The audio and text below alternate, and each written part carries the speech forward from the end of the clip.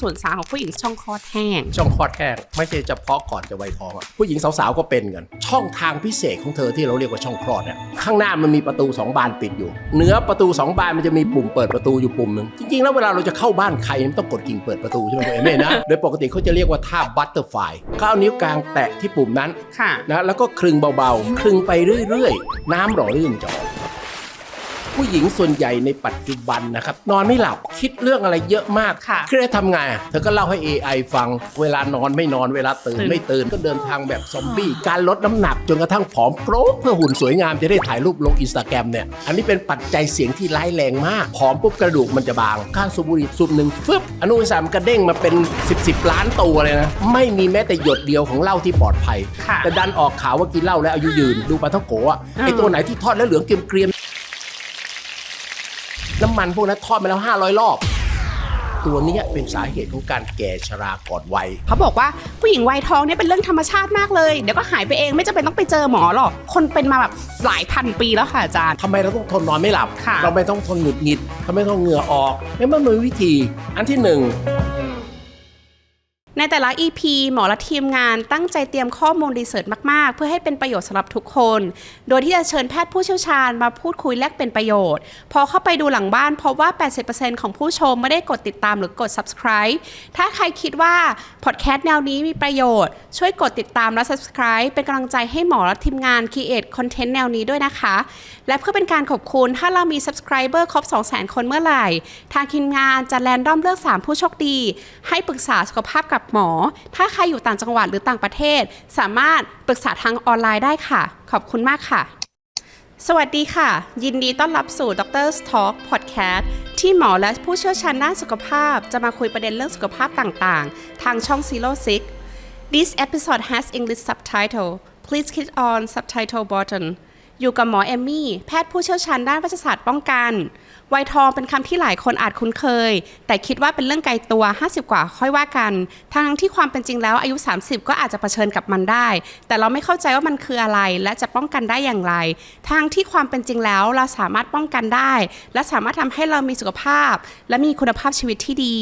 หมอเลยอยากมาชวนทำความเข้าใจเรื่องผู้หญิงวัยทองแต่ EP นี้ไม่เพียงแต่คุณผู้หญิงสามารถดูได้คุณผู้ชายที่อยากเข้าใจคุณแม่หรือคุณแฟนที่มีอายุใกล้เลข4หรือเลข5ก็สามารถดูได้เช่นเดียวกันเพราะมีงานวิจัยพบว่าอัตราการหย่าร้างสูงสุดมักเกิดในผู้หญิงช่วงวัยทองค่ะวันนี้หมอได้เรียนเชิญอาจารย์ของหมอเองนะคะอาจารย์พันศักดิ์สูตินรีแพทย์มาให้ความรู้แล้วก็พูดคุยกันในวันนี้ค่ะอาจารย์พันศักดิ์สวัสดีค่ะสวัสดีครับเอมี่ครับสวัสดีครับผมผู้ช่วยศาสตราจารย์นายแพทย์พันศักดิ์สุกฤกษ์ครับสูตินรีแพทย์ครับอาจารย์คะวันนี้ก็ยินดีเป็นเกียรติมากๆเลยนะคะที่อาจารย์มาเยี่ยมรายการค่ะอาจารย์ครับยินดีครับที่หนูก็เรียนกับอาจารย์มาตั้งนานนะคะอาจารย์นะหนูรู้ว่าอาจารย์เนี่ยเป็นผู้เชี่ยวชาญนะคะเกี่ยวกับด้านสูตินารีแล้วก็ฮอร์โมนเพศหญิงโดยเฉพาะเลยค่ะอาจารย์วันนี้ก็เลยอยากให้อาจารย์นะคะมาช่วยพูดคุยนะคะก็อธิบายนิดนึงว่าจริงๆแล้วเนี่ยฮอร์โมนผู้หญิงเราค่ะอาจารย์ประกอบด้วยอะไรบ้างมีแค่ฮอร์โมนผู้หญิงเท่านั้นหรือเปล่าหรือว่ามันมีอะไรมากกว่านั้นไหมคะครับเวลาเราพูดถึงฮอร์โมนเนี่ยคนมักจะนึกถึงแค่ฮอร์โมนเพศหญิงเพราะในอดีตเนี่ยเวลาพูดถึงคนฮอร์โมนเพี้ยนคนอะไรต่างๆเขาจะนึกถึงผู้หญิงวัยทองแล้วเวลานึกถึงผู้หญิงวัยทองในอดีตเนี่ยก็คิดถึงฮอร์โมนเพศหญิงแค่2ตัวคือเอสโตรเจนกับโปรเจสเตอโรนแถมตอนแรกๆยังไม่ได้คิดถึงทั้ง2ตัวเนี่ยคิดว่า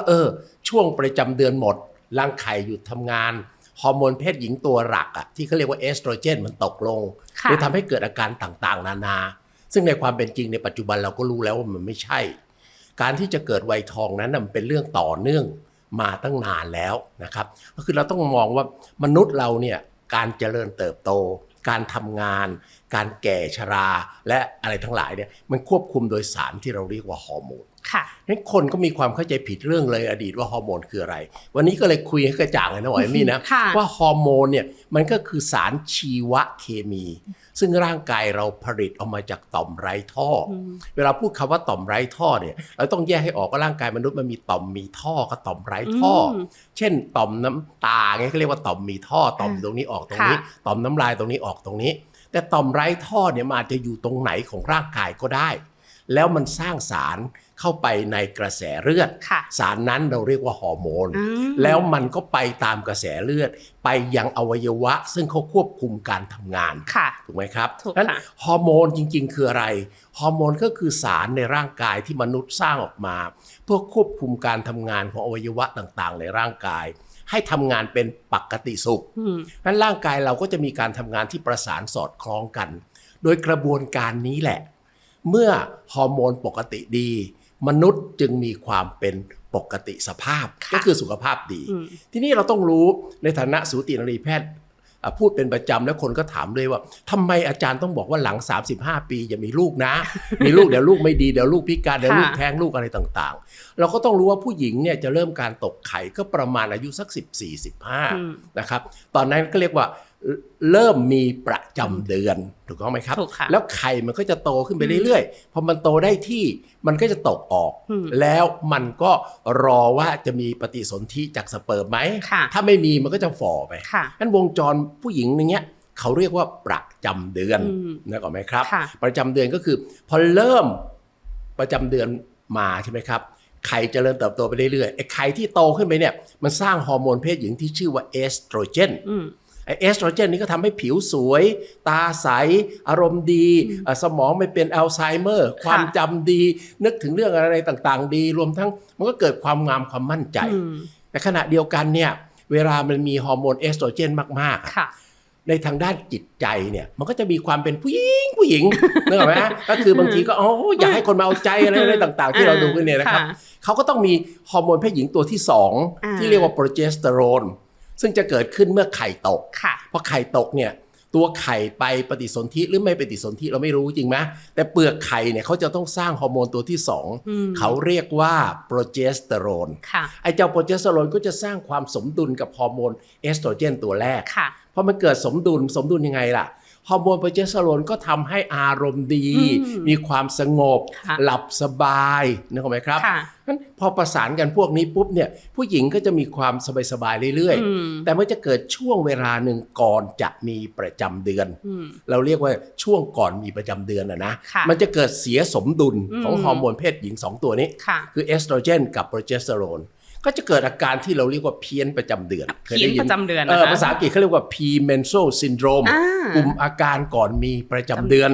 นะครับบางคนก็เรียกว่า PMS ซึ่งบางทีผมก็พูดให้ชาวบ้านฟังง่ายๆมันก็เรียกมันว่าเพี้ยนประจำเดือนเท่านั้นคือมันไม่ได้เป็นโรคถ้าเป็นโรคเขาต้องบอกเป็นโรคใช่ไหมอันนี้มันเพี้ยนคือฮอร์โมนมันเพี้ยนไปบางคนก็เลยเกิดอาการก็เรียกว่าไม่สมดุลเสียสมดุล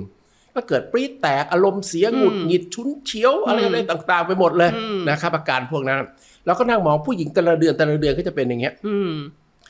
แต่ทุกครั้งที่มีการตกไข่นะคุณหมอเอมมี่ร่างกายต้องใช้พลังงานจำนวนมากเพื่อที่จะตกไข่ออกมาเราก็เรียนรู้อยู่แล้วว่าเวลาเราใช้พลังงานเหมือนเราเผาฟืนให้เกิดไฟเนี่ยมันต้องเกิดขี้เถ้าใช่ค่ะถูกต้องไหมครับเพราะฉะนั้นทุกครั้งที่ไข่ตกออกมาจากการใช้พลังงานตกไข่เนี่ยเขาจะสร้างสารที่ชื่อว่าอนุมูลอิสระภาษาอังกฤษเรียกว่า free radical แล้วเราก็รู้ว่าไอ้ตัวนี้เป็นสาเหตุของการแก่ชราก่อนวัยงั้นผู้หญิงพอเริ่มตกไข่ก็เริ่มแก่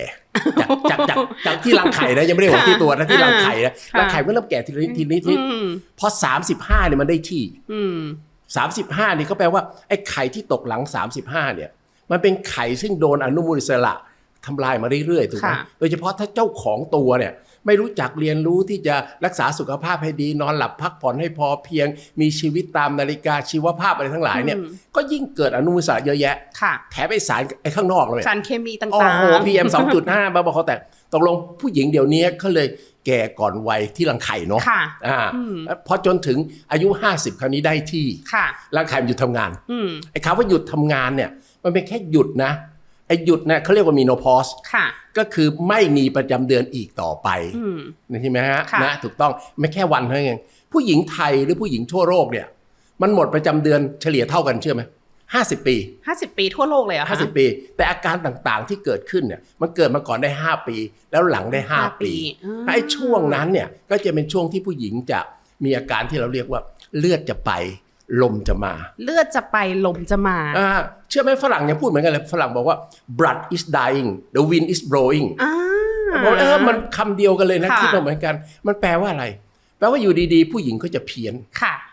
เพี้ยนเนื่องจากฮอร์โมนเสียสมดุลเหมือนตะกี้ที่ผมอธิบายจำได้ไหมช่วงตอนที่เป็นสาวในวัยเจริญพันธุ์ใกล้ๆมีประจำเดือนเกิดเสียสมดุลฮอร์โมนเพศหญิง2ตัวถูกต้องไหมครับถูกค่ะแต่ทีนี้พอใกล้ๆจะหมดประจำเดือนมันจะเสียสมดุลฮอร์โมน2ตัวนี้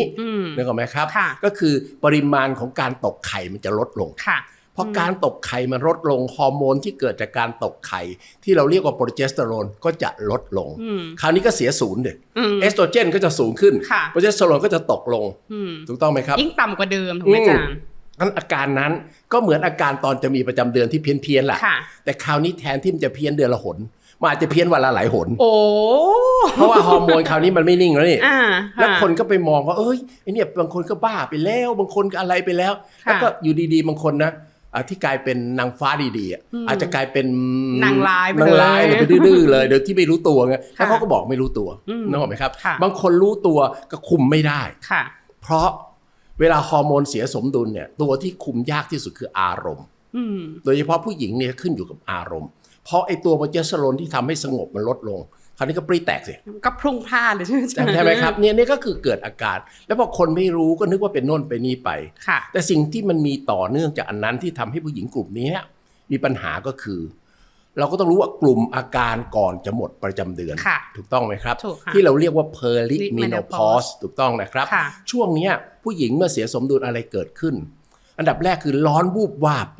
เหนื่อยง่ายใจสั่นนอนไม่หลับเหงื่อออกตามตัวอะไรต่างๆมาหมดเลยอันนั้นเขาเรียกว่าอาการที่เกี่ยวข้องกับระบบการไหลเวียนของเลือดมันเริ่มไม่ดี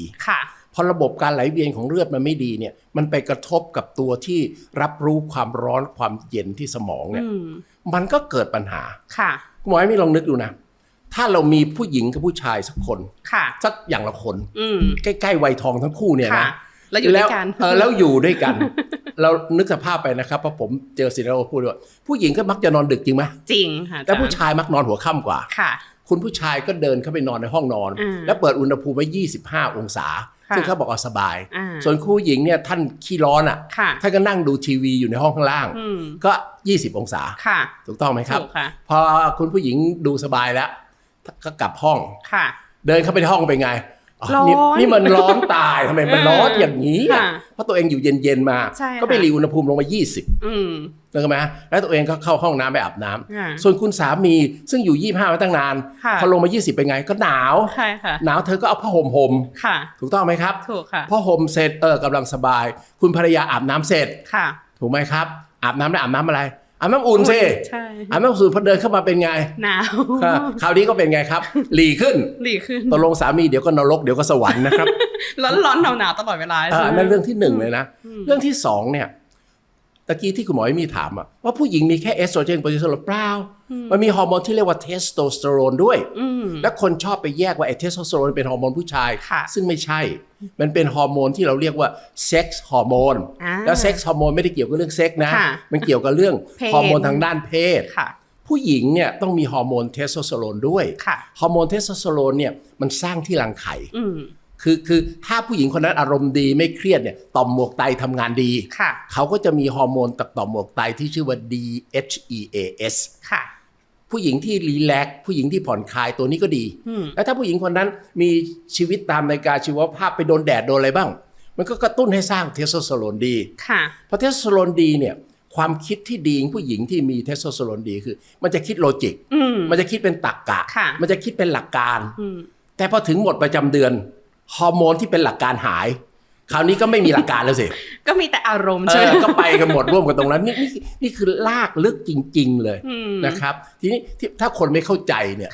ก็ลำบากเพราะฉะนั้นเวลาจะให้มันถึงต้องดูให้เรียบร้อยเพราะฉะนั้นหลักการในการดูแลผู้หญิงที่เราเรียกว่าผู้หญิงวัยทองนะครับผมจะต้องบอกก่อนว่าดูแลผู้หญิงวัยทองมานานมากสิ่งถ้าเราจะเป็นหมอที่ดูแลผู้หญิงวัยทองเนี่ยต้องเข้าใจเธอแบบที่เธอเป็นไม่ใช่เข้าใจเธอแบบที่อยากให้เธอเป็นนี่เป็นปัญหาจริงๆเพราะเวลาเธออยู่ที่บ้านเนี่ย เธอมีแต่ลูกมีสามีซึ่งอยากให้เธอเป็นแบบนั้นแบบนี้แล้วเธอไม่ได้เป็นดังนั้นเธอก็เลยยิ่งเครียดไปใหญ่นึกตามนะพอเธอเครียดไปต่อมหมวกไตเธอก็ร้าต่อมหมวกไตเธอร้าไอฮอร์โมนจากต่อมหมวกไตก็ลดฮอร์โมนจากต่อมหมวกไตลดคราวนี้ก็ไม่สร้างทั้งเทสโทสเตอโรนไม่สร้างทั้งเอสโตรเจนก็เพี้ยนกันไปเพี้ยนหนักกว่าเดิมอีกต้องเห็นไหมครับว่าผู้หญิงวัยทองเนี่ยเราไม่ใช่ดูแค่เอสโตรเจนโปรเจสเตอโรนอ่ะนั่นมันโบราณแล้วอ่ะนั่นก็ได้ไหมเดี๋ยวนี้เวลาเราดูเราต้องดูที่เรียกว่า holistic approach หรือดูอย่างครบองค์จริงๆแบบองค์รวมคือเวลาดูเฉพาะบุคคลเนี่ยนะหมอมีมันต้องดูที่เรียกว่าองค์รวมคือดูเขาทั้งตัวทั้งกายใจจิตแต่ถ้าเกิดเป็นทางด้านการแพทย์เนี่ยเราบอกต้องทำที่เรียกว่าการแพทย์บูรณาการไม่ใช่มองแค่เป็นโรคเลยรักษาโรคแต่เรารักษาคนเพราะพระราชบิดาสอนเรามาว่าให้เราเป็นหมอเพื่อรักษาคนไม่ใช่รักษาโรคเพราะฉะนั้นผู้หญิงวัยทองทุกคนเนี่ยเราต้องดูแลว่าเธอเป็นคนและเธอเป็นคนที่น่ารักด้วยอันนี้ต้องสำคัญนิดนึงนะต้องน่ารักด้วยผมจะตอบให้เพราะว่าเป็นหมอผู้ชายซึ่งดูแลผู้หญิงวัยทองเยอะถ้าเราเข้าใจเธอนะครับแล้วดูแลเธอแบบที่เธอเป็นเนี่ยไอการใช้ฮอร์โมนจะเป็นเรื่องหลังๆถูกไหมครับแต่การดูแลที่เราเรียกว่าวิถีชีวิตวิถีอะไรจะกลายเป็นเรื่องแรกๆแต่ไม่ใช่หมายความไม่ให้ฮอร์โมนนะมันต้องมีข้อบ่งชี้ที่จะใช้ฮอร์โมนเหมือนกันแล้วพูดตอนนี้ก่อนเลยนะถ้าให้ฮอร์โมนอย่างถูกต้องตามหลักวิชาการนะตรวจสอบให้เรียบร้อยตรวจทุกอย่างรอบคอบแล้วการให้ฮอร์โมนนั้นไม่อันตรายเหมือนข่าวลือทั้งหลายเลยเพราะอาการวัยทองมีไม่เยอะครับคุณหมอเอมี่อันที่หนึ่งมีอาการทางด้านร่างกายทางด้านร่างกายวูบวาบเหนื่อยง่ายใจสั่นนอนไม่หลับฉี่บ่อยนั่นไหมเรื่องนี้เรื่องแรกที่มาเรื่องที่สองก็หมดเรี่ยวหมดแรงเพลียเครียดซึมเศร้าอะไรต่างๆพวกนั้นนะครับและเรื่องที่สามที่เขาไม่ค่อยจะบอกนะก็คือเขามีสัมพันธภาพที่ไม่ค่อยจะดีนักกับสามีในเรื่องส่วนตัวซึ่งเคยดีมาซึ่งอันเนี้ยอยากจะฝากว่าอย่าไปถามเขาทีแรกเพราะเขาไม่อยากบอกหรอกแต่สักพักเขาก็บอกเองแล้วเราก็รักษาให้หมดใช่ไหมแต่สิ่งสำคัญที่หมอทุกคนจะต้องรู้ก็คือว่าการที่ผู้หญิงวัยทองมาพบเรานั้นน่ะเป็นภาษาอังกฤษเรียก opportunity หรือเป็นโอกาสที่เราจะป้องกันโรคซึ่งป้องกันได้ถูกไหมครับเพราะหลักการปัจจุบันเนี่ยเวลาเราจะดูแล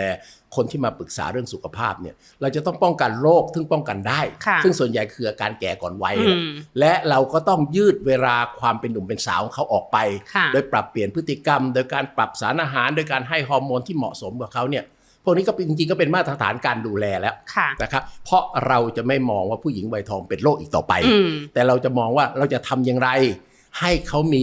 สุขสบายนะครับถ้าเกิดมีคนฟังเรานึกไหมถ้าเราสามารถทำให้ผู้หญิงวัยทองมีความสุขได้คนเดียวเนี่ยบ้านจะมีความสุขเยอะจริงเพราะฉะนั้นในตรงเนี้ยถ้าคนที่ดูแลมีความเข้าใจว่าเวลาดูแลเขามีความสุขแล้วเนี่ยคนมีความสุขเลยเพราะฉะนั้นก่อนอื่นเราจึงต้องมีความรู้ว่ามันเกิดวัยทองเพราะอะไรใช่ไหมเรื่องที่หนึ่งเราก็รู้ว่าไอฮอร์โมนเอสโตรเจนที่มันตกเพราะรังไข่หยุดทำงานแต่จริงๆแล้วอาการเป็นมาก่อน 4-5 ปีแล้วถูกต้องนะครับถ้าใครหมดประจำเดือนก่อนอายุ40นี่เขาเรียกว่า premature ovarian failure ภาษาอังกฤษภาษาไทยก็คือเป็นพวกรังไข่หยุดทำงานก่อนกลุ่มนี้ต้องให้ฮอร์โมนถ้าไม่มีข้อห้ามผมพูดเป็นประเด็นเลยนะถ้าคุณประจำเดือนหมดก่อน40โดยเฉพาะถ้าคุณไปโดนตัดมดลูกและรังไข่อยู่ดีร่างกายหายไปเลยตกใจปัญหาจะตามมาเยอะงั้นโดยหลักวิชาการตามโปรโตคอลตามมาตรฐานที่ถูกต้องแล้วถ้าก่อน40คุณต้องให้ถูกต้องนะฮะถูกค่ะถ้า45ถึง50เนี่ยเราเรียกว่า early menopause หรือว่ามีภาวะหมดประจำเดือนก่อนเวลาไปหน่อยกลุ่มนี้เนี่ยเราแยกได้ถ้าคนไข้มีพฤติกรรมดีดูแลสุขภาพดีออกกำลังกายดีกินอาหารถูกส่วนได้รับสารอาหารพอเพียงมีความสุขกายสุขใจหลับสบายตรวจแล้วไม่เจออะไรผิดปกติกลุ่มนี้ไม่ต้องให้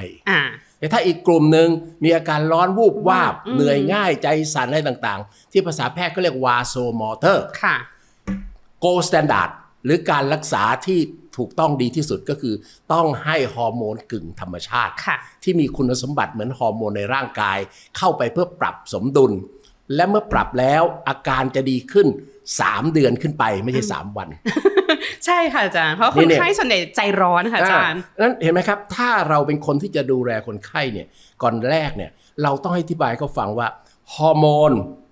สำหรับกรณีนี้เป็นข้อบ่งชี้ที่แพทย์ควรจะต้องให้และเลือกฮอร์โมนที่ปลอดภัยที่จะให้ในปริมาณที่เหมาะสมที่สุดและปริมาณที่เหมาะสมที่สุดนั้นก็คือปริมาณที่ต่ำที่สุดที่ออกฤทธิ์ไม่ใช่ปริมาณสูงที่สุดที่ออกฤทธิ์ทันทีเพราะถ้าทำแบบนี้ปุ๊บเนี่ยอันตรายจะไม่เกิดขึ้นเลยเพียงแต่ผู้ให้เนี่ยต้องมีความรู้ที่จะอธิบายเขาฟังว่าคุณต้องการของที่เหมือนธรรมชาติร่างกายคุณใช่ไหมเพราะฉะนั้นมันไม่ใช่ยาวิเศษที่จะออกฤทธิ์วันนี้กว่าจะเริ่มเห็นผลนะเนาะ3 สัปดาห์กว่าจะได้ที่3 เดือนแล้วพอถึง3 เดือนเนี่ยไอ้ระหว่าง3 เดือนเนี่ยแพทย์ผู้ดูแลจะต้องใช้เขาเรียกว่าโอกาสที่จะคุยกันว่าเนี่ยให้แล้วมันเริ่มดีขึ้นแล้วใช่ไหมไอ้เนี่ยคุณเริ่มดีขึ้นคุณทำไม่นี่สิคุณไปทำไม่นี่สิคุณไปทำไม่นี่สิแล้วเขาถ้าหว่างเขาทำไปเนี่ยถ้าเกิดทุกอย่างมันดีขึ้นพอถึง3 เดือนแล้วว่าคุณไม่ต้องให้ถ้ามีแค่ปัญหานี้ถูกไหมครับถูกค่ะแต่เนื่องจากการตรวจเราไม่ได้ตรวจแค่นี้นี่พอมีปัญหานี้มาที่ผมบอกไงว่าคนไข้ที่มาปรึกษาด้วยอาการไวทองเนี่ยเป็นโอกาสของหมอนะที่จะป้องกันโรคซึ่งป้องกันได้ในอนาคตค่ะอันที่1ที่กลัวกันมากก็คือกระดูกผุกระดูกพรุนค่ะถูกไหมครับปัจจุบันนี้องค์การอนามัยโลกบอกกระดูกบางก็ต้องรักษาแล้วนะสมัยก่อนในกระดูกบางบริษัทประกันไม่จ่ายแต่เดี๋ยวนี้บริษัทประกันต้องจ่ายและคุณหมอต้องรู้ด้วยว่ากระดูกบางสำหรับคนที่มีปัจจัยเสี่ยงที่จะล้มง่ายหรือมีรูปร่างผอมบางและมีปัจจัยเราก็ต้องรักษาเหมือนกระดูกพรุนแล้วนั้นอันนี้เป็นมาตรฐานการรักษาใหม่นั้นพอเราจะดูพวกนั้นผู้หญิงกลุ่มนี้ต้องส่งตรวจกระดูกว่ากระดูกสะโพกกระดูกหลังกระดูกข้อมือปกติไหมนะครับแล้วต้องตรวจพวกวิตามินดีจะได้ให้ได้ถูกต้องนะครับต้องตรวจระดับแคลเซียมอะไรต่างๆพวกนี้แมกนีเซียมเนี่ยในกลุ่มพวกนี้ก็คือมันจะมีวิธีการตรวจมาตรฐานที่จะป้องกันโรคกระดูกผุกระดูกพรุนและพอถึงตอนนั้นเนี่ยเราต้องอธิบายว่าให้คุณจะเลือกวิธีไหนบางคนไม่เอาไงฉันก็ไม่เอาฮอร์โมนเพราะว่าฉันฟังมาเลยเกิดอธิบายแล้วก็ต้องใช้วิธีเรียกว่านอนฮอร์โมนหรือไม่ใช้ฮอร์โมนซึ่งปัจจุบันก็จะมียาในกลุ่มที่ป้องกันไม่ให้กระดูกมันบางตัวและก็มียาชนิดที่ฉีดกระตุ้นให้กระดูกมันหนาขึ้นเพราะฉะนั้นก็ต้องอธิบายให้เขาฟังแต่ละตัวเป็นยังไงวิธีการรักษายังไงต่างๆให้เขาเลือกและดูอันไหนเหมาะสมกับเขาเพราะฉะนั้นปัจจุบันเนี่ยภาวะกระดูกพรุนกระดูกบางกระดูกเตรียมตัวหักทั้งหลายเขาจะเขียนเอาไว้เนี่ยต้องรักษานะครับต้องรักษาที่ปัจจัยเสี่ยงอะไรในผู้หญิงที่จะทำให้มันเป็นโรคกระดูกพรุนโดยเฉพาะยุคนี้จะเป็นมากขึ้นนอนดึกไม่ออกกำลังกายอาหารที่ได้แคลเซียมไม่พอเพียงดื่มเหล้าเป็นประจำดื่มกาแฟเป็นประจำนึกออกไหมครับไม่เคยโดนแสงแดดเครียดนะสูบบุหรี่มันมาเป็นชุดอ่ะเพราะฉะนั้นรุ่นต่อไปเนี่ยปัญหาของกระดูกผุกระดูกพรุนเนี่ยจะเยอะขึ้นและอีกสิ่งหนึ่งที่จะต้องน่ากลัวที่ฝากสำหรับสาวๆทั้งหลายก็คือปัจจัยหนึ่งที่คนพยายามจะพูดแต่คนฟังไม่พยายามจะฟังก็คือการลดน้ำหนักจนกระทั่งผอมโกรกเพื่อหุ่นสวยงามจะได้ถ่ายรูปลง Instagram เนี่ยอันนี้เป็นปัจจัยเสี่ยงที่ร้ายแรงมากอันนั้นผอมไปใช่ไหมคะเพราะว่าผอมปุ๊บกระดูกมันจะบางต่อมาเราก็รู้แล้วว่าผู้หญิงหลังจากวัยทองไปแล้วเนี่ยมีปัจจัยเสี่ยงที่จะเป็นโรคหัวใจขาดเลือดเพิ่มขึ้นถูกไหมครับเพราะว่าการเผาผลาญไขมันไม่ดีเหมือนเดิมทำไมการเผาผลาญไขมันไม่ดีเหมือนเดิมคนไม่ค่อยคุยกันว่าผู้หญิงพอเริ่มเข้าวัยทองก็จะเครียดทำไงเครียดไอฮอร์โมนเครียดที่เรียกว่าคอร์ติซอลมันก็ขึ้นใช่ไหมหมอเอมี่ค่ะแล้วก็พอคอร์ติซอลขึ้นมันก็ลากให้อยากกินน้ำตาลใช่ไหมถูกไหมครับก็กินน้ำตาลไปน้ำตาลก็เปลี่ยนเป็นไขมันที่สำคัญที่สุดก็คือไอการกินน้ำตาลเยอะๆมื้อเย็นน่ะซึ่งปัจจุบันผู้หญิงกินกันเยอะมากเลยมื้อเย็นกินกันโหไม่ว่าดิเซอร์ตไม่ว่าอาหารว่างไม่ว่าขนมน้ำตาลทั้งนั้นเลยนะทั้งที่ร่างกายมนุษย์เขาออกแบบว่าหลัง5 โมงเย็นเขาจะไม่ใช้พลังงานจากน้ำตาลถูกต้องไหมครับเขาจะใช้พลังงานจากไขมันที่สะสมไว้ตลอดวันมาใช้งานพอเราใช้น้ำตาลร่างกายก็ต้องสร้างฮอร์โมนควบคุมน้ำตาลเยอะขึ้นที่เขาชื่อว่าอินซูลินและในทางปฏิบัติของร่างกายกลไกก็คือถ้าไอฮอร์โมนอินซูลินนี่ขึ้นมันจะไปยับยั้งการผลิตฮอร์โมนการแก่ชราจากสมองตอนกลางคืนถูกไหมครับเพราะไอฮอร์โมนการแก่ชราตอนกลางคืนมันไม่ผลิตขณะเดียวกันพอคุณนอนไม่ค่อยจะหลับกระบวนการผลิตไอฮอร์โมนเทสโทสเตอโรนซึ่งมันจะเกี่ยวข้องกับการนอนก็ตกลงไปเพราะไอฮอร์โมน2 ตัวนี้ตกในวัยใกล้ท้องเนี่ยนะทั้งโกรทฮอร์โมนก็ตกทั้งเทสโทสเตอโรนก็ตกผลที่ตามมาก็คือไม่มีการเผาผลาญไขมันให้เป็นพลังงานและไม่มีการสร้างกล้ามเนื้อ แล้วก็รู้อนาคตจะเป็นยังไงเนาะก็อ้วนง่ายนะก็เป็นอย่างนี้นี่คือปัญหาครับค่ะเคยเจอคนไข้เข้าสู่วัยทองตั้งแต่อายุ38อาจารย์เกริ่นมาแล้วเมื่อกี้ว่าผู้หญิงบางคนอาจจะเข้าสู่วัยทองเร็วนิดนึงก็เลยอยากจะถามอาจารย์นิดนึงว่าเนี่ยการจะเข้าสู่วัยทองเป็นวัยทองแล้วเนี่ยมันมีอาการอะไรยังไงบ้างให้คุณผู้หญิงเขาเข้าใจว่าเนี่ยเธออาจจะเป็นหนึ่งในกลุ่มที่ควรจะต้องระวังแล้วนะในกรณีที่จะมีการสังเกตว่าเราเข้าวัยทองหรือยังเนี่ยต้องแบ่งผู้หญิงออกเป็น2 กลุ่มกลุ่มหนึ่งคือกลุ่มที่มีมดลูกและรังไข่อีกกลุ่มหนึ่งก็คือกลุ่มที่อาจจะไม่มีมดลูกหรืออาจจะไม่มีรังไข่เพราะอาจจะไปโดนตัดหรืออาจจะไปโดนสารเคมีโดนอะไรเอากลุ่มคนที่มีมดลูกและรังไข่แบบปกติก่อนเราจะรู้ได้ยังไงว่ารังไข่เราเริ่มทำงานน้อยลงแล้วอาจจะเข้าสู่ภาวะวัยทองก่อนวัยนะเอาอันนี้ถูกต้องไหมครับนะเรื่องแรกก็คือประจำเดือนที่มันมาสม่ำเสมอมันจะอาจจะยืดเวลาออกไปมาบ้างไม่มาบ้างเว้นไป3 เดือนเว้นไป2 เดือนปริมาณอาจจะเริ่มน้อยลงนั่นคือสังเกตแรกคือประจำเดือนจะต้องเริ่มเพี้ยนพอประจำเดือนเริ่มเพี้ยนระดับฮอร์โมนที่มันสัมพันธ์กับการทำงานของรังไข่มันก็จะเพี้ยนตามพอฮอร์โมนมันตกนึกออกไหมฮะฮอร์โมนเอสโตรเจนตกก็สังเกตง่ายๆผิวมันจะเริ่มหยาบกระด้างที่มันเคยเต่งตึงเคยเฟิร์มเคยเด้งเนี่ยมันจะเริ่มเหี่ยวลงไปง่ายๆนะเรื่องที่2บางคนจะสังเกตว่าตาก็จะแห้งนะเพราะว่าตามันก็เป็นผิวเหมือนกันนะครับต่อมาก็สังเกตว่าช่องคลอดก็อาจจะแห้งโดยเฉพาะถ้าใครมีเขาเรียกอะไรมีกิจกรรมกับคุณสามีสุดที่รักนะก็จะมีความรู้สึกว่าน้ำหล่อลื่นมันน้อยลงมันไม่มีอารมณ์มันไม่ค่อยมีความสุขมันแห้งบางคนอาจจะปัสสาวะบ่อยพวกนี้เกิดจากปัญหาว่าฮอร์โมนเอสโตรเจนตกอาการต่างๆก็เกิดขึ้นบางคนอาจจะผมเริ่มบางผมเริ่มร่วงนะครับนะส่วนในอาการร้อนบุบวาบก็อาจจะเป็นหรืออาจจะไม่เป็นเพราะส่วนใหญ่ก็เป็นประมาณสักครึ่งหนึ่งเท่านั้นเองอาการพวกนี้ครับมันบ่งบอกว่ารังไข่เราเริ่มทำงานน้อยลงแล้วก็แนะนำว่าอย่ารอจนมันหยุดเลย ถ้าเรามีอาการก่อน40นะเช่นบอก38อะไรทั้งนั้นเนี่ยก็ไปเจอคุณหมอตรวจก่อนเพราะการปรึกษาเรื่องวัยทองนั้นไม่ใช่เป็นโรคไม่ใช่ไปหาหมอรักษาโรคแต่ไปเพื่อปรึกษาว่าเราจะทำอย่างไรให้เราสามารถมีวัยทองตามปกติได้นั่นสำหรับผู้ที่มีมดลูกแต่คนที่ตัดมดลูกและรังไข่ล่ะถ้าคุณโดนตัดมดลูกไปถึงรังไข่คุณสร้างฮอร์โมนอยู่คุณจะไม่มีประจำเดือนในกรณีแบบนี้เนี่ยนะครับในกรณีแบบนี้ก็ต้องสังเกตอาการที่เขาเรียกว่าอะไรล่ะพวกทางกายทางใจทางจิตอะไรต่างๆที่พูดตอนต้นก็คืออาจจะเหนื่อยง่ายใจสั่นนอนไม่หลับหงุดหงิดอะไรทั้งหลายแล้วก็เหี่ยวต่างๆที่อาจารย์บอกมาใช่ครับนะครับแต่พวกนี้ก็จะดูประจำเดือนไม่ได้นะเขาจะมี2 กลุ่มอีกอันนิดนึงค่ะอาจารย์ไม่อยากถามเพิ่มเติมว่าเราที่ผู้หญิงบางคนนะคะที่เข้าสู่วัยทองเร็วกว่าปกติสมัยเนี้ยมันมีสาเหตุอะไรบ้างปะคะทำให้มันแบบประจำเดือนเพี้ยนได้เร็วขึ้นนะคะในอดีตเนี่ยเราพบว่าผู้หญิงที่หมดประจำเดือนก่อนวัยเนี่ยนะหาสาเหตุไม่ค่อยเจอที่ภาษาอังกฤษเขาเรียกว่า idiopathic ต้องอ้างจะได้รู้คืออะไรหาไม่เจองั้นการรักษาพวกนั้นนะถ้าไม่มีข้อห้ามเราก็มักจะให้ฮอร์โมนกึ่งธรรมชาติเหมือนร่างกายไปปรับจนกระทั่งเขาหมดวัยทองไปตามปกตินะครับอันนั้นเป็นแต่ในปัจจุบันเนี่ยปัจจัยมันซับซ้อนกว่าอดีตเราก็ต้องรู้ว่าการตกไข่ของผู้หญิงเนี่ยมันเกี่ยวข้องกับการมีชีวิตตามนาฬิกาชีวภาพที่เรารู้ว่าเช้าเราต้องตื่นมารับแสงแดดพอถึงกลางคืนเนี่ยแสงแดดหายไปเราต้องนอนแล้วเราก็ต้องรู้ด้วยว่า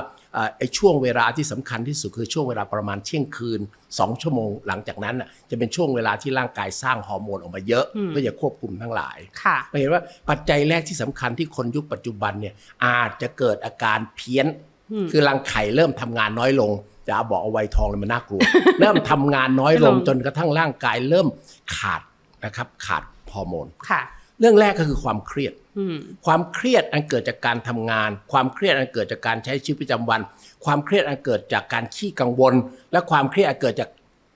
ข้อมูลข่าวสารเพราะปัจจุบันเราจะมีข้อมูลข่าวสารมาทางโซเชียลมีเดียเยอะถาโถมมากเลยค่ะและจากการสังเกตก็คือโซเชียลมีเดียปัจจุบันใช้ AI ถ้าเราเซิร์ชเรื่องลบๆมันจะมีแต่เรื่องลบๆมาให้เราถูกต้องไหมครับเพราะฉะนั้น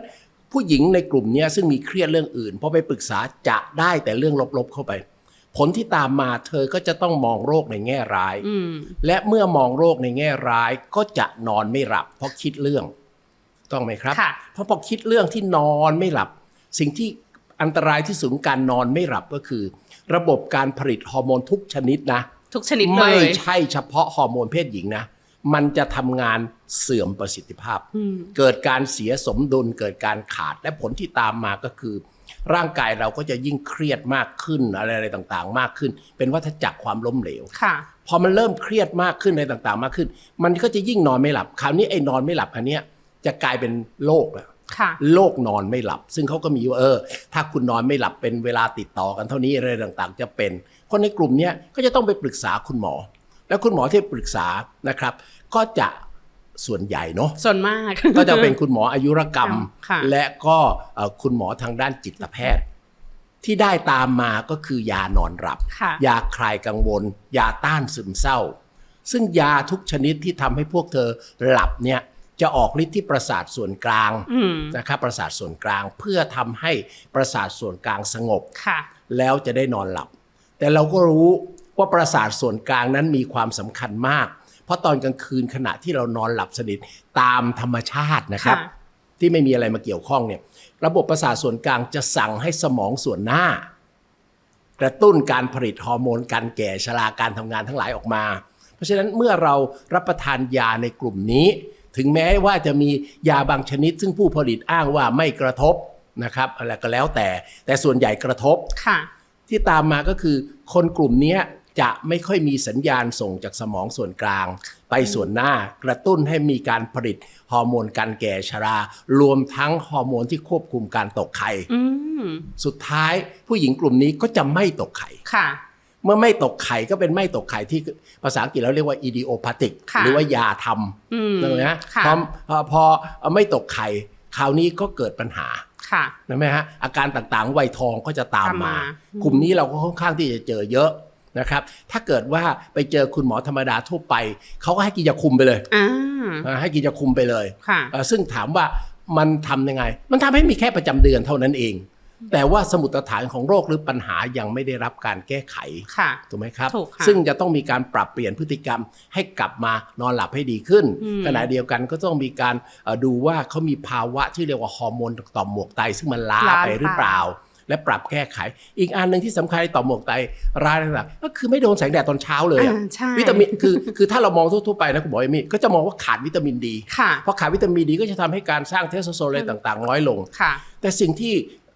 ความรู้เริ่มมากขึ้นและข้อมูลข่าวสารที่เกี่ยวข้องงานวิจัยมากขึ้นก็คือสิ่งที่เราเรียกว่าเซโรโทนินเมลาโทนินไซเคิลใช่ไหมฮะเช้าขึ้นมาเนี่ยเวลาแสงแดดส่องมากระทบเราเนี่ยสัญญาณภาพมันต้องเข้าไปที่สมองและถ้าเรามีสารอาหารที่มีเขาเรียกว่าสารที่มีชื่อว่าทริปโตเฟนซึ่งบอกได้เลยมันก็มาจากธัญพืชทุกชนิดนะมาจากนมมาจากน้ำเต้าหู้อะไรไข่พวกนี้ถ้าคุณมีสารอาหารทริปโตเฟนสมองจะเอาไปสร้างเซโรโทนินถ้าได้แสงแดดถูกไหมครับใช่ค่ะแล้วเซโรโทนินนี้ก็เป็นฮอร์โมนแห่งความสุขตัวหนึ่งถูกต้องไหมคุณหมอเอมี่ถูกค่ะนะคือเดี๋ยวอธิบายให้ทุกคนฟังเลยฮอร์โมนความสุขมันมีอยู่4ตัวนะครับเซโรโทนินเป็นฮอร์โมนที่เราเรียกว่าสุขสำราญมีความสุขที่จะออกไปทำงานเสร็จแล้วเราก็ไปทำงานพอทำงานก็จะเกิดความสำเร็จเขาก็เรียกว่าโดปามีนฮอร์โมนตัวนี้ก็ทำให้สุขอันเกิดจากความสำเร็จพอสุขเกิดจากความสำเร็จมันก็มีสุขสบายมันเริ่มสุขสบายก็หลั่งเอนโดรฟินแต่จนคุณจะสุขสบายในเรื่องส่วนตัวอะไรก็ให้ว่าไปหลังจากสุขสบายเสร็จมันจะเกิดสุขสงบเพราะมันหลั่งออกซิโตซินที่ยิ่งไซเคิลมนุษย์เป็นอย่างนี้แต่ในปัจจุบันเนี่ยไอ้ไซเคิลนี้โดนกระทบไปหมดเลยเนื่องจากเวลานอนไม่นอนเวลาตื่นไม่ตื่นเวลากินไม่กินเวลาไม่นะเช้าขึ้นมาเขาไม่ค่อยมีเซโรโทนินเพราะคุณดันไปตื่นเราเที่ยงเพราะเอากินยานอนหลับไปตอนตี 2ถูกไหมเพราะไม่มีเซโรโทนินทำงานทั้งวันก็เดินทางแบบซอมบี้กินกาแฟได้ไปเรื่อยๆแล้วมันก็ทำงานแล้วไม่ค่อยประสบความสำเร็จมันก็ไม่หลั่งโดปามีนถูกป่ะฮะเย็นบางทีก็เลือกให้มีความสุขเอนโดฟินก็ไม่มาคืนนั้นก็ไม่สบก็ไม่นอนถูกไหมครับงั้นถ้าเราเรียนรู้ที่จะปรับวิถีชีวิตคุณหมอมีความรู้เรื่องนี้ด้วยคุยด้วยเนี่ยอาการที่รังไข่หยุดทำงานก่อนวัยก็จะลดนี่เป็นปัญหาของการทำงานในยุคนี้และหมอมีก็รู้อะผู้หญิงเนี่ยเวลาคิดอะไรจะคิดรายละเอียดไม่ค่อยได้คิดหลักการถูกต้องไหมครับพอคิดรายละเอียดมันก็แก้ไม่ได้เพราะหลักการมันไม่ได้แก้ ถูกไหมครับ ถูก ผมจะสรุปตอนนี้ให้ฟังเพื่อให้ทุกฟังเข้าใจเพราะอธิบายเดี๋ยวจะยาวไป ว่าการที่เราไม่หลับไม่นอนไม่ตื่นตามมาตรฐานของแสงแดดและความมืดนั้นทำให้ระบบของฮอร์โมนในร่างกายเพี้ยนเสียสมดุลและผลที่ตามมาก็คือรังไข่ทำงานน้อยลงไม่ตกไข่ก็มีประจำเดือนน้อยมีประจำเดือนช้าและถ้าเป็นไปเรื่อยๆนะครับเพราะว่าอาจจะโดนกดโดยการไปกินยาก็เลยจะหยุดทำงานชั่วคราวซึ่งถ้าไปพบแพทย์ที่ดูแลด้านนี้เขาก็จะปรับให้มันกลับมาทำงานใหม่แต่ถ้ายังไปเรื่อยๆแล้วไม่มาเจอเลยเนี่ยนะมันก็หยุดเลยนะมันก็เป็นเลยใช่ไหมคะเข้าวัยทองเลยใช่ครับคราวนี้ถามนิดนึงค่ะอาจารย์สำหรับผู้หญิงที่เข้าวัยทองเนี่ยเขาบอกว่า1/3ของผู้หญิงส่วนใหญ่เนี่ยอาจจะมีปัญหาเรื่องช่องคลอดแห้งค่ะแล้วก็1/10เนี่ยอาจจะมีปัญหาเรื่องเวลามีเพศสัมพันธ์แล้วเจ็บสามารถช่วยแล้วก็แก้ปัญหาให้ผู้หญิงเหล่านี้ได้ยังไงบ้างอะคะที่จริงนะคุณหมอเอมี่เดี๋ยวนี้ปัญหาผู้หญิงมีช่องคลอดแห้งไม่ใช่เฉพาะก่อนจะวัยทองอ่ะผู้หญิงสาวๆก็เป็นกันสาวๆก็เป็นสาวๆเป็นกันพอมันเครียดเนี่ยไข่ที่ตกเนี่ยมันเสียสมดุลปริมาณเอสโตรเจนที่สร้างมาเนี่ยมันน้อยน้อยช่องคลอดเนี่ยเป็นผนังที่เขาเรียกว่าผิวหนังซึ่งไวต่อระดับฮอร์โมนเพศหญิงตัวหลักนะที่เรียกว่าเอสโตรเจนมากเพราะนั้นพอมันขาดปั๊บเนี่ยไอ้ต่อมต่างๆที่มีหน้าที่ที่จะหลั่งน้ำหล่อลื่นตามธรรมชาติโดยเฉพาะไอ้ตอนที่กระตุ้นโดยเรื่องส่วนตัวนะมันก็จะทำงานน้อยลงขณะเดียวกันไอ้ตัวผนังมันเนี่ยพอเรามีเขาเรียกอะไรล่ะฮอร์โมนเพศหญิงลดลงผนังจะบางและแห้งไอ้อีลาสตินกับคอลลาเจนจะหายไปพอแบบนั้นไปเวลามีกิจกรรมหรือเวลาทำอะไรต่างๆก็จะเจ็บจะปวดไม่มีความสุขไม่อยากมีนี่สำหรับคนที่เขาเรียกว่ามีคู่นะแต่คนที่ไม่มีคู่ผนังช่องคลอดที่บางแห้งน้ำหล่อลื่นน้อยเนี่ยก็จะทำให้มีปัจจัยเสี่ยงที่จะติดเชื้อราได้ง่ายขึ้นหรือเชื้อแบคทีเรียตัวอื่นได้ขึ้นเพราะเวลาผนังช่องคลอดมันแห้ง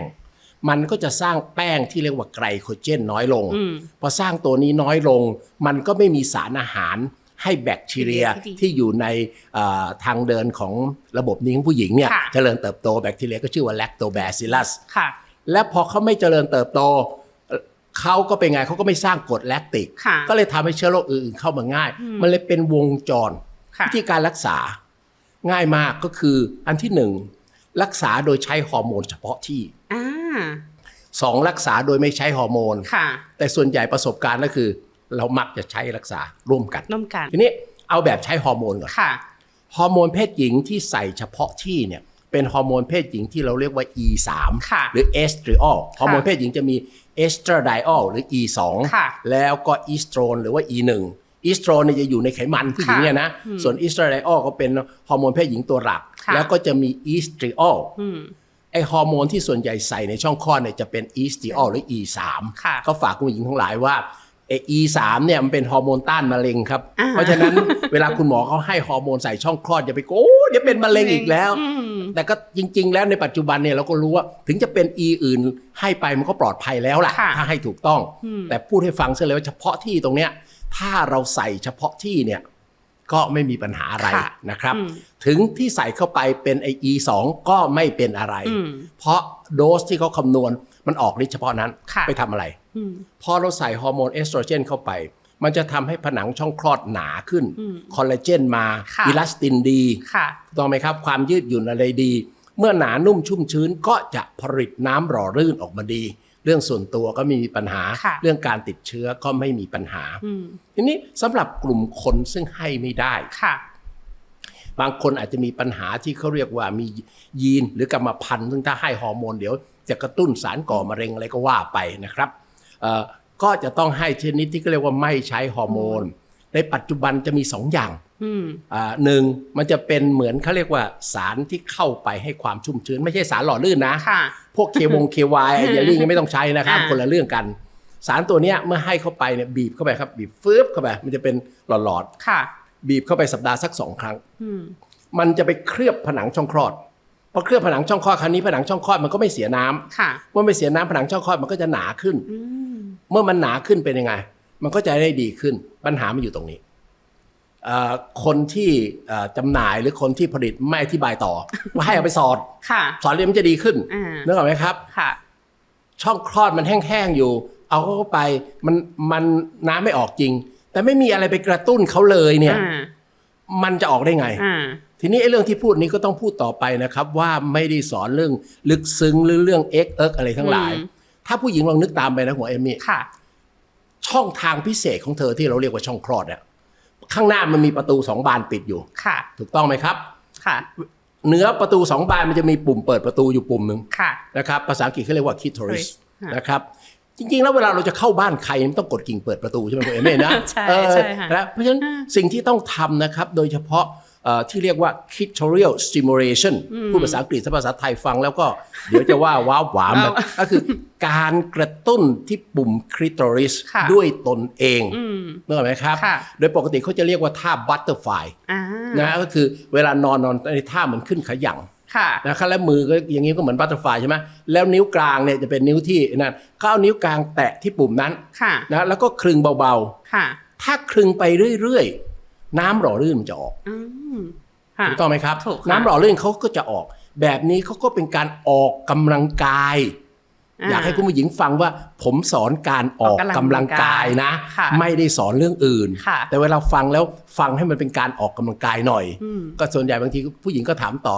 คุณหมอแล้วถ้าเกิดเราทำต่อเนื่องไปได้อันนี้เรื่องส่วนตัวหมอไม่เกี่ยวนะแต่ว่าการทำแบบนี้ถ้าคุณใช้สารที่เข้าไปเคลือบผิวมันไว้แล้วไม่ให้น้ำมันละคุณก็ต้องกระตุ้นให้น้ำมันออกสิใช่ค่ะถูกต้องนะไม่งั้นจะไปออกได้ไงอ่ะแต่ถ้าคุณมีแฟนอยู่ไม่เป็นไรอันนี้ผมสอนสำหรับสาวโสด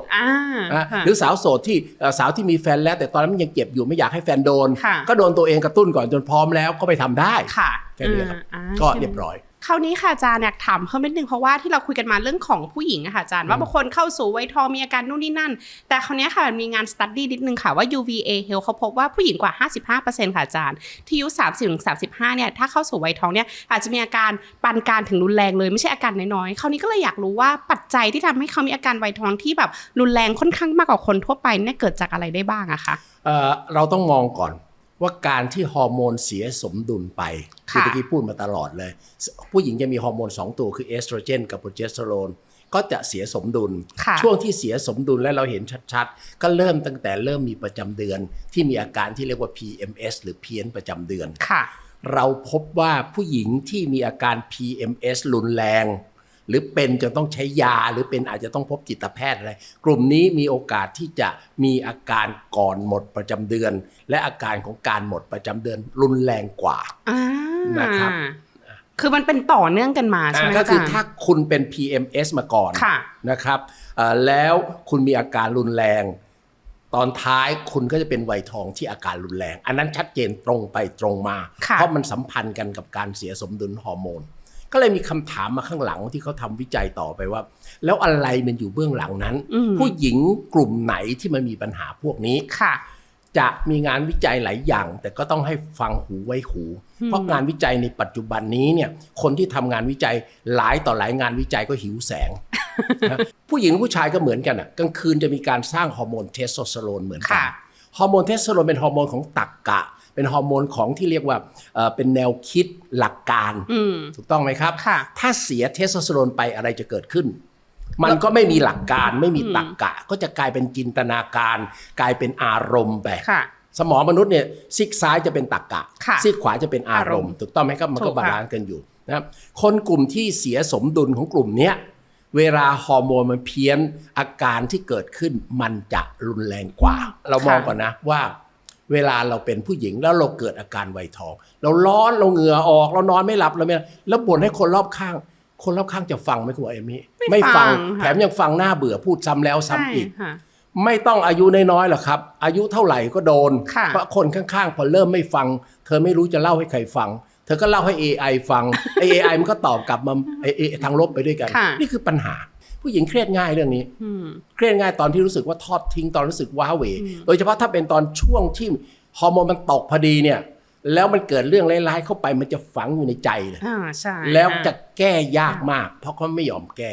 นะครับไอ้เนี่ยนี่คือปัญหาที่เจอนี่เรื่องที่1นะเรื่องที่2ปัญหาเรื่องการนอนเนี่ยกลับมาอีกผู้หญิงส่วนใหญ่ในปัจจุบันนะครับต้องใช้ไม่ใช่ว่าทุกคนนะนอนไม่หลับคิดเรื่องอะไรเยอะมากถามว่าทำไมเพราะว่าชอบที่จะติดตามข่าวโน้นข่าวนี้ตอนเย็นซึ่งโดยปกติผมมักจะแนะนำว่า ถ้าจะดูข่าวแล้วให้ดูตอนเช้าเพราะมันยังจะจัดการได้พอดูตอนเย็นแล้วพอมันจัดการไม่ได้ใจร้อนจะจัดการได้คืนนั้นจะนอนไม่หลับพอนอนไม่หลับไปเรื่อยๆระบบการผลิตฮอร์โมนการแก่ชราจะรวน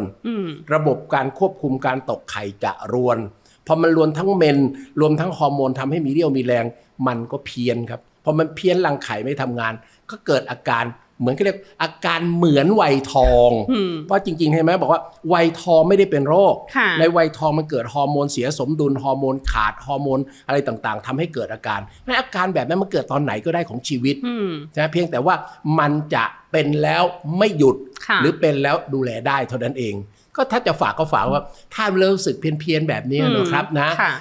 เรื่องแรกก็ลองไปปรึกษาคุณหมอดูก่อนแล้วหลายต่อหลายคนพอเป็นแบบนี้ปุ๊บเนี่ยประจำเดือนจะเริ่มเพี้ยนละเริ่มมาบ้างไม่มาบ้างซึ่งก็เป็นเหตุผลที่จะไปปรึกษาคุณหมอทางด้านฮอร์โมนได้ค่ะอาจารย์คะมีงานวิจัยบอกว่าถ้าผู้หญิงหมดประจำเดือนหลังอายุ55ปีมีโอกาสเป็นโรคมะเร็งเยื่อบุโพรงมดลูกและมะเร็งเต้านมสูงขึ้นจริงไหมคะเอามะเร็งของเยื่อบุโพรงมดลูกก่อนค่ะถ้าคุณหมอเอมมี่ยังจำได้สมัยเรียนกับอาจารย์หมอสูอ่ะก็จะบอกว่าปัจจัยเสี่ยงที่จะเป็นมะเร็งเยื่อบุโพรงลูกคือ1อ้วนใช่ไหมครับ2ความดันสูงใช่ไหมครับแล้วก็3ไขมันในเลือดสูงนะครับแต่ไม่ได้บอกต่อว่าไอ้นั้นมันเป็นเพราะว่าไอ้ไขมันที่เยอะๆมันมีฮอร์โมนเพศหญิงที่ชื่อว่าอีสโตรนหรือ E1 ซึ่งในธรรมชาติมันเปลี่ยนเป็น E2 ได้ถูกต้องไหม E2 ก็คือฮอร์โมนหลักของผู้หญิงนี่แหละแต่ไอ้เจ้า E2 เนี่ยจริงๆมันก็ไม่ทำอะไรหรอกถ้ามันไม่โดนทำลายไม่เสื่อมจนกระทั่งกลายเป็นสารก่อมะเร็งถูกต้องไหมครับแต่ในปัจจุบันเนี่ยเราใช้ชีวิตที่เครียดใช้พลังงานเยอะเกิดอนุมูลอิสระเยอะไอ้ตัวที่จะไปกระตุ้นให้เกิดความเสี่ยงเนี่ยมันก็สูงนะครับแต่งานวิจัยเขาก็เรียนผูกเรียนแก่เขาก็รู้แล้วว่าถ้าเกิดเราเป็นไงครับเรากินสารนะครับซึ่งสกัดจากพวกบรอกโคลีหรือพวกกระหล่ำปีหรือพวกอะไรที่มันเป็นกระหล่ำทั้งหลายเนี่ยเขาจะมีสารชื่ออินโดชีคาร์บินอลซึ่งร่างกายก็จะเอาไปสกัดเป็นไดอินโดมีเทนหรือดิมนะงั้นเดี๋ยวนี้เนี่ยถ้าเราเจอกลุ่มพวกนี้เราก็พอป้องกันได้แล้วนะครับรวมทั้งการจะตรวจคุณเนี่ยมีฮอร์โมนเพศหญิงเยอะแล้วมันจะกลายเป็นสารก่อมะเร็งไหมคุณก็ตรวจปัสสาวะว่าไอสารที่ฮอร์โมนที่มันเขาเรียกนะกลั่นแตกตัวแล้วไม่ได้ปัสสาวะมันเป็นชนิดดีหรือชนิดร้ายซึ่งเขาก็ตรวจได้งั้นถ้าสงสัยก็ไปตรวจเต้านมเต้านมเนี่ยมีงานวิจัยอยู่หลายเรื่องที่หนึ่งก็คือผู้หญิงที่ให้นมลูกมีปัจจัยเสี่ยงที่จะเป็นมะเร็งเต้านมลดลงอันที่สองผู้หญิงที่ตั้งท้องเมื่อเทียบกับผู้หญิงที่ไม่ตั้งท้องจะมีปัจจัยเสี่ยงที่เป็นมะเร็งเต้านมลดลงแล้วนั่นก็รู้แล้วว่ามันสัมพันธ์กับฮอร์โมนที่ชื่อว่าโปรเจสเตอโรนในขณะที่ผู้หญิงประจำเดือนไม่ค่อยจะมานานๆมามีแต่ฮอร์โมนเอสโตรเจนไม่ตกไข่ไม่มีโปรเจสเตอโรนพวกนี้ก็จะเป็นมากขึ้นนั่นก็คือการ observe การสังเกตว่าแบบนี้เป็นแบบนี้ผู้หญิงเขาถึงแนะนำว่าพยายามท้องนะท้องแล้วมีลูกนะให้ลูกกินนมนะใช่ไหมใช่เพราะตอนที่ลูกกินนมนี่ไข่ไม่ตกไข่ไม่ตกก็ไม่มีฮอร์โมนเอสโตรเจนเขาไม่มีไปกระตุ้นเต้านมนั่นคือการสังเกตก็แปลว่าไอ้เจ้าเอสโตรเจนตัวนี้ท่าทางจะร้ายเหลือเกินนะร้ายมะเร็งเต้านมแต่เมื่อกี้ผมก็พูดแล้วว่าถ้ามันไม่แตกตัวไปเป็นสารก่อมะเร็งเขาก็ไม่ทำถูกต้องนะครับขณะเดียวกันเราก็ต้องรู้ว่าที่เต้านมเราเนี่ยมีตัวรีเซปเตอร์หรือตัวรับเอสโตรเจนถ้ามีเอสโตรเจนไปกระตุ้นในตัวรับนี้เยอะๆถูกต้องไหมครับอาจจะทำให้เป็นมะเร็งเต้านมเรื่องที่สองพบว่าผู้หญิงที่สูบบุหรี่มีปัจจัยเสี่ยงที่เป็นมะเร็งเต้านมสูงขึ้นทำไมก็เพราะการสูบบุหรี่แต่ละครั้งไม่เคยมีใครพูดว่าสูบหนึ่งฟึบอนุมูลอิสระมันกระเด้งมาเป็น10 ล้านตัวเลยนะเยอะมากเพราะฉะนั้นไอ้ตัวที่ทำให้เต้านมมันเสื่อมและเป็นมะเร็งก็คือไอ้พวกสารพิษรอบข้างบุหรี่เป็นตัวแรกเลยนะอันที่สองกินเหล้าเหล้าเนี่ยนอกจากที่เขาเรียกว่าแต่มันแปลกนะเรื่องเหล้าเนี่ยผมเรียกว่าองค์การอนามัยโลกประกาศมาเป็นปีๆแล้วว่าไม่มีแม้แต่หยดเดียวของเหล้าที่ปลอดภัยแต่ดันออกข่าวว่ากินเหล้าแล้วอายุยืนนึกไหมและคนเชื่ออันหลังไม่เชื่ออันแรกใช่ค่ะนะงั้นเหล้าทำอะไร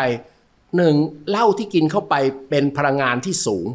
เมื่อสูงก็จะต้องเกิดของเสียที่ชื่อว่าอนุมูลอิสระขณะเดียวกันตัวเหล้าก็ไปทำให้เกิดการเปลี่ยนแปลงที่ตับทำให้ตับมีไขมันไปเกาะสูงขึ้นเมื่อเกาะไขมันสูงขึ้นตับก็ล้างพิษได้น้อยลงขณะเดียวกันการเปลี่ยนแปลงฮอร์โมนที่ตับก็ลดลงผลที่ตามมาก็คือฮอร์โมนที่ไม่ดี ขึ้นเยอะๆนะครับกินของทอดแล้วชอบกินนักของทอดเนี่ยนะและกินของทอดอย่างเช่นดูปลาท่องโกะไอตัวไหนที่ทอดแล้วเหลืองเกรียมๆเนี่ยพวกมันน่ากินหารู้ไหมว่าไอ้น้ำมันพวกนั้นทอดมาแล้ว500 รอบและเอานู่นจะเต็มไปเลยเนี่ยจริงๆแล้วผู้หญิงเนี่ยเป็นมะเร็งเต้านมเพราะปัจจัยสิ่งแวดล้อมที่เป็นพิษมากกว่านะครับอายุเพียงแต่ว่าเมื่ออายุมากขึ้นมันโดนสิ่งแวดล้อมที่เป็นพิษนานขึ้นมันก็เลยเสมือนว่าเป็นได้ง่ายขึ้นคราวนี้อยากถามนิดนึงว่าในความคิดเห็นของอาจารย์ค่ะเขาบอกว่าผู้หญิงวัยทองเนี่ยเป็นเรื่องธรรมชาติมากเลยเดี๋ยวก็หายไปเองไม่จำเป็นต้องไปเจอหมอหรอกเพราะว่าคนเป็นมาแบบหลายพันปีแล้วค่ะอาจารย์เงี้ยที่นี่เวลาเราจะมองเรื่องอะไรนะคุณหมอเอมมี่มันมองได้3 มุมหนึ่งก็มองในทางลบอีกก็มองในทางบวกอีกหนึ่งมองในทางที่เป็นจริงนะครับข้อมูลข่าวสารทั้งหลายเวลาออกมาในปัจจุบันที่น่ากลัวก็คือพวกที่จะออกเป็นลบก็ออกลบไปเลยไม่พูดเลยมันมีอะไรบวกไอ้พวกที่ออกบวกก็บวกพูดเซเวอร์ไปเลยไอ้นั่นก็โลกสวยนะอีกฝ่ายนึงก็มองในทางลบแล้วเราจึงนั่งมองว่าถ้าเรามองว่าวัยทองเป็นเรื่องธรรมชาติจริงไหมจริงและเรามองว่าวัยทองมันเป็นแค่อาการเท่านั้นหายไปจริงไหมก็จริงแต่สิ่งที่ไม่มีใครพูดต่อคือขณะที่คุณเป็นวัยทองและฮอร์โมนเพศหญิงคุณตกน่ะคุณมีปัญหาอื่นๆตามมานะคุณมีปัญหาเรื่องสัมพันธภาพกับคู่ของคุณนะคุณมีปัญหาของช่องคลอดระบบเจริญพันธุ์อะไรของคุณนะซึ่งทำให้เกิดปัญหาเขาไม่พูดกันใช่ไหมเอาแค่อาการวูบวาบเหนื่อยง่ายใจสั่นหงุดหงิดซึ่งมันหายจริงนะครับนะหายจริงแต่หายแล้วเกิดอะไรขึ้นไม่รู้นะโอเคนะเดี๋ยวก็อธิบายต่อนะแต่ว่าเรื่องที่ไม่พูดถึงก็คือเรื่องปัญหาของช่องคลอดการเจริญพันธุ์อะไรต่างๆซึ่งจะมีปัญหาทั้งคนโสดและคนที่มีคู่ขณะเดียวกันบางคนสมัยก่อนเขาเรียกมฤตยูเงียบก็คือกระดูกพรุนกระดูกผุเพราะเป็นกระดูกผุกระดูกพรุนและกระดูกหักนะกระดูกหักและคราวนี้ร่างกายจะสูญเสียคุณภาพชีวิตเดินไม่ได้อะไรไม่เดินเหมือนเดิมอะไรเสียหมดเลยนะขณะเดียวกันเราก็รู้ว่าในวัยทองเมื่อเริ่มเข้าวัยชราเนี่ยถ้าวัยทองผ่านไปไม่ดีเนาะพอเข้าวัยชรามันจะเป็นดิเมนเชียความจำสั้นความจำเสื่อมต่อไปเป็นโรคสมองเสื่อมคือโรคต่างๆที่ตามมาเนี่ยมันจะมาในช่วงผู้สูงวัยปล่อยให้มันผ่านซะหมดหน้าที่เราไปอยู่สูงวัยอันนี้เขาเรียกว่ามองแค่มุมเดียวมองไม่ครบถ้วนส่วนอีกพวกนึงก็วัยทองต้องใช้ฮอร์โมนนะไม่ไอ้นั่นก็เกินไปเพราะว่ามันไม่ใช่ทุกคนจะต้องใช้ฮอร์โมนนั้นมาดูแล้วหลักการในการจะดูวัยทองคืออะไรดูคุณภาพชีวิตเขาไงหรือว่าทำยังไงจะทำให้คุณภาพเขาชีวิตดีไม่เป็นโรคซึ่งป้องกันได้และสามารถคงสภาพความมีชีวิตชีวาของร่างกายเขาที่จะอะไรดีซึ่งเขาต้องมาปรับสมดุลตามที่เราพูดกันน่ะคราวนี้ค่ะอาจารย์วันนี้ก็คือได้ข้อมูลเยอะๆมากเลยนะคะแล้วก็คิดว่าผู้ชมหลายคนค่ะน่าจะประทับใจใน EP นี้มากก็เลยอยากให้อาจารย์ช่วยทิ้งท้ายนิดนึงค่ะว่าถ้าผู้หญิงเนี่ยที่เตรียมตัวเข้าสู่วัยทองแล้วก็วัยทองเนี่ยไม่ได้แค่มาปี2ปีบางทีเนี่ยมาแบบว่า 7-8 ปีเลยค่ะเขาควรจะเตรียมตัวยังไงบ้างเพื่อจะทำให้มีคุณภาพชีวิตที่ดีกับการที่เข้าสู่วัยทองอะค่ะอาจารย์คืออย่างนี้ครับถ้าเราแค่อาการนะคุณหมอเอมมี่วัยทองอย่าดูแค่อาการถ้าเราแค่อาการเนี่ย5 ปี 7 ปีมันก็หายไปแล้วนะครับแต่อย่าลืมนะไอ้5 ปี 7 ปีเนี่ยถ้าเราไปปรึกษาคุณหมอมันจะอาจจะหายได้ภายใน3 เดือนนะเพราะมันมีหลักฐานทางวิชาการว่าถ้าคนกลุ่มนี้ให้ฮอร์โมนปรับได้ไอ้อาการที่เพี้ยนทั้งหลายพวกนี้มันจะดีขึ้นซึ่งหลังจากนั้นแล้วจะใช้ฮอร์โมนไม่ใช้ฮอร์โมนอะไรค่อยว่ากันใหม่นะครับนั้นสิ่งที่นั่นก็คือทำไมเราต้องไปปรึกษาคุณหมอถ้ามีอาการเพื่อที่เราจะได้มีคุณภาพชีวิตที่ดีไงบางเรื่องเราไม่จำเป็นต้องทนเนี่ยถูกต้องไหมครับถ้าเรามีวิธีการจัดการได้ทำไมเราต้องทนนอนไม่หลับเราไม่ต้องทนหงุดหงิดทำไมต้องเหงื่อออกแล้วมันมีวิธีและเป็นวิธีที่ปลอดภัยด้วยหรือถ้าเรามีปัญหาทางด้านครอบครัวมีปัญหาทางด้านเพศอะไรต่างหลายเราไปปรึกษาเราก็ดูแลได้แถมคุณหมออาจยังตรวจเรื่องอื่นเตรียมตัวว่าอนาคตจะมีโรคอะไรที่ป้องกันได้อีกด้วยนะครับนั้นพูดง่ายๆก็คือการดูแลวัยทองเนี่ยมันเป็นการดูแลที่เรียกว่าป้องกันโรคและส่งเสริมสุขภาพระยะยาวสำคัญอยู่ตรงนี้เพราะผมเชื่อว่าทุกคนตั้งใจว่าไม่นั่งกินนอนกินในอนาคตนะคุณหมอเอมมี่นะเพราะมาเอามาพึกเอามาพาดนะเราตั้งใจจะเดินไปกินจนวันสุดท้ายนะนั่นก็คือตัวเราต้องมีที่เขาเรียกว่าสุขภาพที่ดีสุขภาพที่ดีที่เราเรียกว่าสุขภาพองค์รวมทั้งกายใจจิตปัจจุบันเป็นสังคมแล้วถูกต้องไหมครับนะก็จะเป็นพวกนั้นนะทีนี้เราก็ต้องนำมองว่ามันจึงต้องมีคอนเซปต์ก่อนว่าวัยทองเราจะต้องทำอะไรเราจะต้องดูแลตัวเราจะต้องมีความรู้เราจะต้องไปปรึกษาคุณหมอว่าเราจะดูแลยังไงนั่นคือคำตอบเหมือนกับปั้นทุบดินนะแต่หลักการ หลักการก็คือต้องมีความรู้สึกที่ดีต่อการจะเข้าวัยทอง เพราะวัยทองเป็นแค่วัยเปลี่ยนผ่านเท่านั้นเองและถ้าเปลี่ยนผ่านที่ดีแล้วเราก็จะเข้าสู่วัยเขาเรียกนะวัยผู้สูงวัยคือผมมักจะเปรียบอย่างนี้ผมเปรียบว่าจริงๆประเทศไทยไม่มีถ้าเกิดในต่างประเทศเนี่ยก็จะมีวัยแล้วครับวัยใบไม้ผลินะช่วงนี้เพิ่งไปใบไม้ผลิมาใบไม้ผลิก็เป็นฤดูร้อนแล้วก็จะดูใบไม้เปลี่ยนสีแล้วก็จะฤดูหนาวไอ้วัยทองเนี่ยผมเรียกวัยฤดูใบไม้เปลี่ยนสีนะครับเพราะว่ามันเป็นช่วงสีสันชีวิตอ่ะถ้าเข้าใจปุ๊บเนี่ยพอถึงตอนฤดูหนาวก็จะสงบนี่ทำได้อย่างไรคือช่วงนี้ถ้าเราไม่พูดอะไรเรื่องเกี่ยวกับเวชศาสตร์วิถีชีวิตหน่อยนะรู้สึกมันไม่ทันสมัยแล้วกว่าเอมี่นะแต่ผมเอาเวชศาสตร์วิถีชีวิตแบบไทยๆแล้วกันนะผมก็มี6ข้อเหมือนกันนะผมเอา6ออ่างเลยออ่างแรกคืออาหารเดี๋ยวแปลให้ฟังออ่างที่2คือออกกำลังกายออ่างที่3คืออิ่มนิทราออ่างที่4คืออารมณ์แจ่มใสออ่างที่5คืออุ่นไอรักออ่างที่6คือโอบอ้อมอารีแปลว่าอะไรอันที่1ต้องรับประทานอาหารที่ครบถ้วนทุกหมวดหมู่ตามนาฬิกาชีวภาพมื้อเช้าต้องกินให้ครบถ้วนทุกชนิดและควรจะเริ่มกินตอน7 โมงเช้าถึง9 โมงเช้านี่บอกให้เลยเนาะว่าเป็นช่วงและมื้อเย็นหลัง5 โมงเย็นไม่ควรกินแป้งและน้ำตาลแต่อาหารอย่างอื่นยังกินได้ทุกอันนะตกลงอาหารพวกนี้คุณแค่ได้สารอาหารที่ไปสร้างฮอร์โมนการแก่ชราแล้วตกลงได้อาหารแล้วนะเพราะการจะสร้างฮอร์โมน1อาหารเพราะเขาสร้างมาจากอาหารอันที่2คุณต้องออกกำลังกายการออกกำลังกายที่จะกระตุ้นการสร้างฮอร์โมนการแก่ชราฮอร์โมนเพศฮอร์โมนสุขสบายทั้งหลายก็คือการออกกำลังกายที่มีการเรียกว่าใช้กล้ามเนื้อภาษาอังกฤษเรียกว่า resistance training นะครับคุณทำอะไรก็ได้ที่มีการใช้กล้ามเนื้ออะไรเงี้ยมันก็จะได้ออกกำลังกายแล้วอันที่3ถ้าคุณไม่นอนตามนาฬิกาชีวภาพคุณจะเอาเวลาไหนไปสร้างฮอร์โมนใช่ไอ้คำว่าอิ่มนิทราหมายความว่าถ้าคุณนิทราหลับอย่างสบายและอิ่มตื่นเช้ามาคุณสดชื่นไหมเพราะฮอร์โมนทุกชนิดออกมาต้องลงไอ้3อันเนี่ยภาษาอังกฤษเขาเรียกฮอร์โมนไตรแอดหรือ3เหลี่ยมการสร้างฮอร์โมนต้องมีอาหารที่ดีต้องมีออกกำลังกายที่เหมาะสมต้องมีนอนหลับพักผ่อนที่พอเพียงซึ่งตรงกับคำที่นี้ก็ใช้คำว่า physical wellness นะที่4ที่ผมบอกอารมณ์แจ่มใสนี่ก็คือสภาพของใจใจต้องมองโลกในทางบวกใจต้องคิดทางบวกต้องฝึกที่จะคิดทางบวกซึ่งถ้าลึกซึ้งวันหลังก็คงต้องคุยเรื่อง mindful practice หรือฝึกสมาธิเจริญสตินะครับแต่พอกายใจแล้วก็ต้องมีจิตใช่ไหมจิตเป็นไงจิตผมก็ถึงบอกว่าอุ่นไอรักคนที่จะเข้าวัยทองจะมีความรู้สึกขาดรักผมมักจะบอกคนไข้ผมทุกคนว่าคุณครับคุณจะให้ใครเข้ามารักคุณรักตัวคุณเองก่อนได้ไหมเพราะถ้าคุณรักตัวคุณเองคุณก็จะตอบได้ว่าคุณควรจะทำอะไรซึ่งทำให้สุขภาพคุณดีคุณควรจะซึมเศร้าไหมเพราะว่าถ้าคุณรอให้คนมารักคุณทำไมคุณไม่รักตัวคุณล่ะนั้นถ้าเรามีความรักให้ตัวเองความรักคือความเมตตาอยากจะให้คนที่รักเป็นสุขมนุษย์เรามันแปลกพยายามจะให้คนอื่นเข้ามาเมตตาตัวเองมากกว่าเนาะโอเคทั้งหมดนั้นเนี่ยเราก็เรียกว่าร่างกายจิตใจจิตวิญญาณแล้วแต่ปัจจุบันเราต้องอยู่ในสังคมจะอยู่ในสังคมอย่างมีความสุขได้เราต้องโอบอ้อมอารีแปลว่าคือใจดีช่วยคนโน้นคนนี้มองคนในทางบวกชื่อแล้วคนนึงแล้วตัวเองก็จะมีความสุขเนี่ยทั้งหมดเนี่ยถ้าทำได้6ข้อคุณเข้าวัยทองอย่างสบายไปถึงวัยอะไรก็ไม่ได้อย่างนั้นค่ะแปลว่า6ข้อนี้ถ้าทุกคนทำได้ก็คิดว่าการเดินผ่านใบไม้เปลี่ยนสีก็น่าจะไม่มีปัญหาไม่มีปัญหาครับตอบในฐานะที่อายุ73แล้ว73แต่ว่าดูดุมากเลยค่ะอาจารย์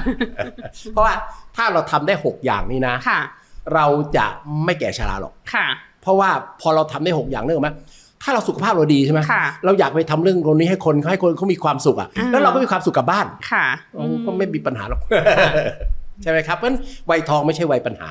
เป็นวัยที่สร้างสรรค์เป็นวัยที่การงานการอะไรต่างๆครบแล้วลูกเลิกก็โตแล้วนะครับถึงเวลาจะดูแลตัวเองสักทีนะผมฝากไว้อย่างนั้นแหละครับและนี่คือ Doctor's Talk Podcast ที่หมอและผู้เชี่ยวชาญด้านสุขภาพจะมาคุยประเด็นเรื่องสุขภาพต่างๆถ้ามีคำถามหรืออยากให้อาจารย์มาอีกคอมเมนต์ได้นะคะแล้วเจอใหม่ EP หน้าสวัสดีค่ะสวัสดีครับ